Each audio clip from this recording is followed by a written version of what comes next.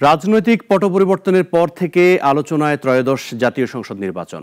সময়কাল নিয়ে রাজনৈতিক দলগুলোর সন্দিহান থাকলেও নতুন করে আলোচনায় নির্বাচন পদ্ধতি।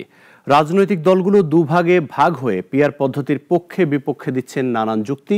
তবে বিশেষজ্ঞরা বলছেন সব দল একমত হলে গণতন্ত্রের স্বার্থে পিআর পদ্ধতি বাস্তবায়ন সম্ভব। অলিউল রনির রিপোর্ট।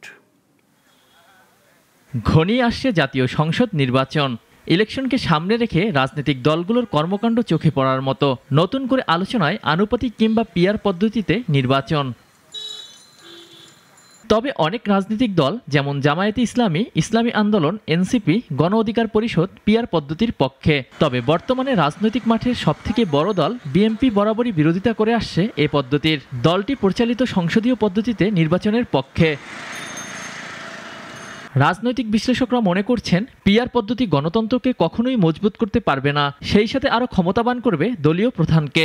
লিডারের ক্ষমতা অনেক বেড়ে যায়, কারণ ওই লিডার ডিসাইড করে যদি তারা 10% পায় বা 20% পায়, তারা ওই 20% কারা প্রতিনিধিত্ব করবে সেটা তখন আর জনগণের থাকে না। তবে বিএনপির কারণে নতুন এ পদ্ধতি বাস্তবায়নের শঙ্কা জানিয়ে এ বিশেষজ্ঞ আরো বলেন, সব রাজনৈতিক দল এক হলেই আলোর মুখ দেখবে এ পদ্ধতি।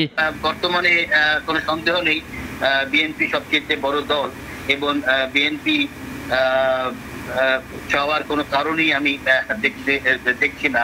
তো যেটাই বললাম, ছোট ছোট দলই এটা চায়, এবং বিশেষ করে সেই সব দল চায় যাদের সাপোর্ট বেস ছড়িয়ে আছে। বিশ্বের 170টি দেশের মধ্যে 91টি দেশে আনুপাতিক নির্বাচন ব্যবস্থা প্রচলিত আছে। আমাদের পার্শ্ববর্তী দেশ নেপাল ও শ্রীলঙ্কায়ও এ পদ্ধতি চালু রয়েছে। অলিউল রনি, নাগরিক, ঢাকা।